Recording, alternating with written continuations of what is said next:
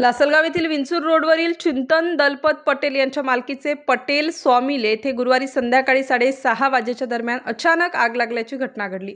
या घटनेमुळे स्थानिक नागरिकांमध्ये एकच धावपळ उडाली। या घटनेची माहिती समजताच नुकताच लोकार्पण करण्यात आलेल्या श्री सिद्धवीर हनुमान मित्र मंडळाचा अग्निशमनचा टँकर घटनास्थळी तातडीने दाखल झाला।